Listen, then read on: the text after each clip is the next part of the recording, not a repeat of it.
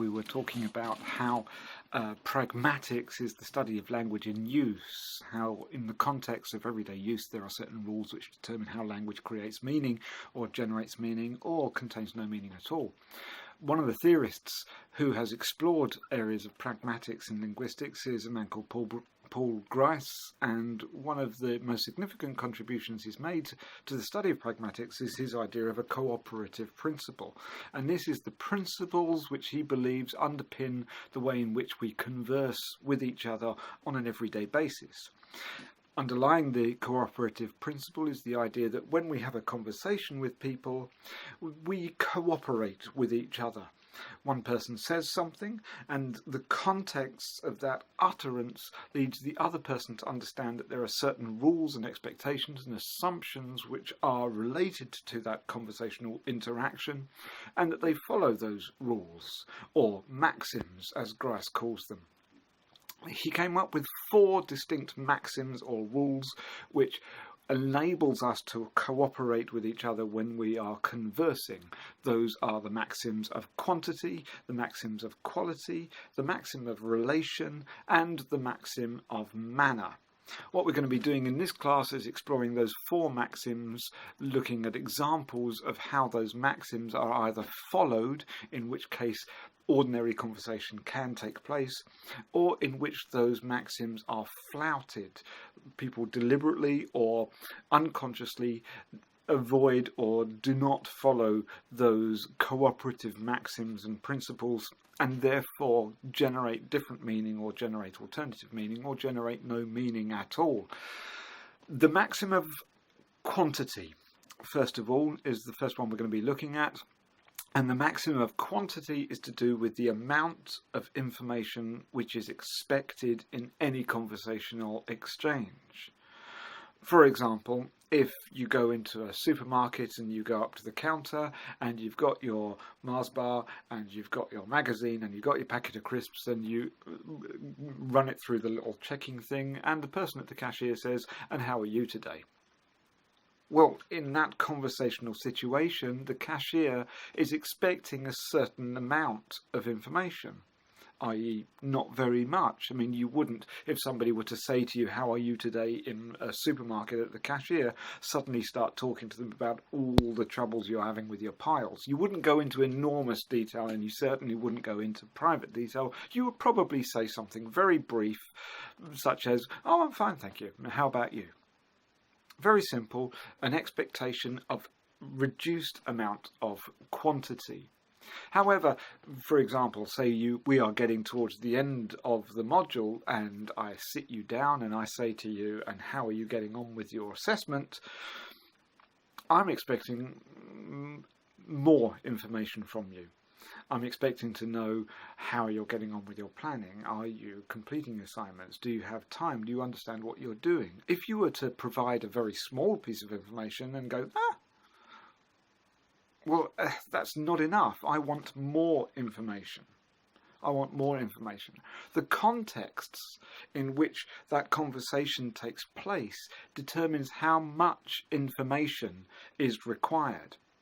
And unconsciously, in general conversation, we tend to understand that there are limits to the amount of information that is required, or there is an expectation of a greater amount of information which is required, and we tend to follow those rules. If we don't follow those rules, then different meanings are created. If we flout those rules, then different information is created. If you were to go into a supermarket and when the cashier says, "How are you today?" you did go into enormous detail about medical conditions and about bills and about payments and about concerns about family members and whatnot, then the cashier is likely to look at you as though you are, slightly unhinged? I don't know. It would certainly be strange. They would think, well, this is odd.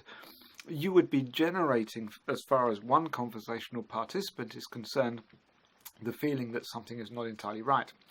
On the other hand, if you offer too little information when more information is expected, then it becomes something to do with an avoidance mechanism. So when some surly teenager comes home after a day of school and the parents say, "How was your day?" they actually want to know something about it. But the surly teenager is likely to go, and then mooch up the stairs. And that is implicitly flouting the maxim of quantity, but also sending a very specific set of meanings. I don't want to talk about this, or at least I don't want to talk about this with you. So different meaning is created when that maxim is flouting. The second maxim is the maxim of relation. This is actually quite straightforward. When we say something in a conversation, we expect the conversational exchange to be relevant to what we've said. So, for example, if I were to ask you how are you enjoying the module so far, I would expect you to say something back that has something to do with the module. If I were to ask you how the module is going so far and you were to say about 4:30, then again, I would think, oh no, something a bit odd is going on here. You've flouted a maxim. I was expecting you to say something relevant and you said something completely unrelevant. What's wrong with you? Did you not hear me? Did you mishear me?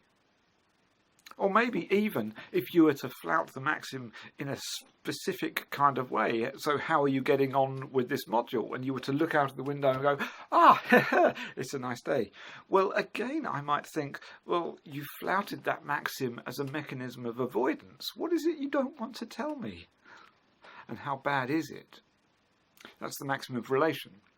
The third is the maxim of quality. This is to do with the fact that, generally speaking, we expect each other to say the truth. So, did you like the film? Yes. Well, why would you say yes if you didn't? There must be a reason for that. Well, actually, the thing is, we know that we'd flout the maxim of quality actually very regularly. How are you feeling today? Oh, I'm fine. When you're not. Do you like this new dress that I've bought? Oh, yes. When you don't. Do you think I look a bit fat? No.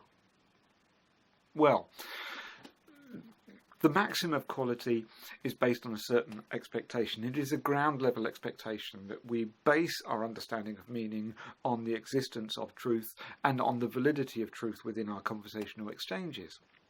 If we flout that maxim, then again, the flouting of that maxim creates specific levels of meaning. Are we flouting the maxim because we are trying to be polite?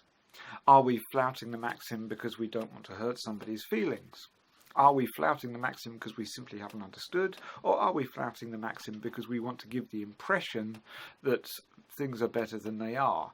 How are you getting on with your essay? Are you nearly finished? Oh yes, it's fine. I'm doing well. I understand everything. No problems. Maxim of quality.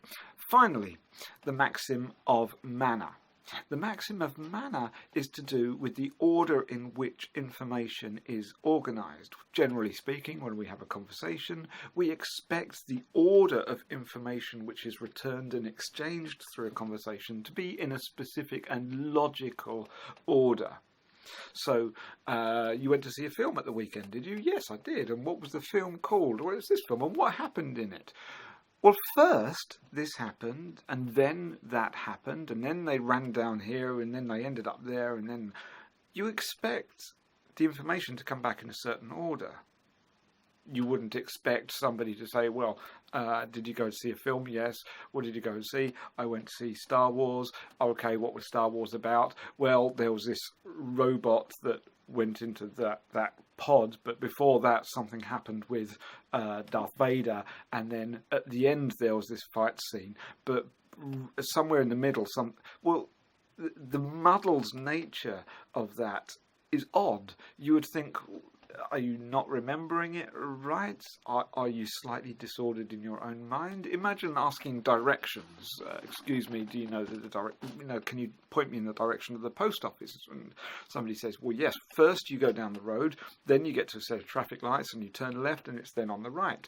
Makes sense, doesn't it? Because it's in a logical order. But if someone were to say, the traffic lights, but it's on the left. But before it's on the left, there's the traffic lights, and then but you have gone down the road before that point. Before you get to it is on the left, the traffic lights. What's wrong with this person? Why are they not organising this information in a certain way? And actually, often, meaning of things can be entirely subverted by the way in which the order of things is arranged. For example, you might say, well, she jumped off and then she jumped up and then ran up onto the roof, or she ran up into the roof and jumped up. Well, okay. Whether she got up first and then ran to the roof, or whether she ran to the roof and jumped, is actually quite a significant difference. We expect there to be a logical order to the way in which we communicate. Now, in this session, we're going to be explaining all of these, looking at specific examples, and working towards the next part of the assessment, which is the creation of a set of cartoons. Basically, what you're going to be expected to do is to demonstrate examples of these 4 maxims being followed, being flouted, and to do that, you're going to create certain scenarios in which conversational exchanges are taking place, in which we can see those maxims being followed or flouted. And we're going to do that by using an online cartoon thing called Toondoo, and we'll be hearing more about that later.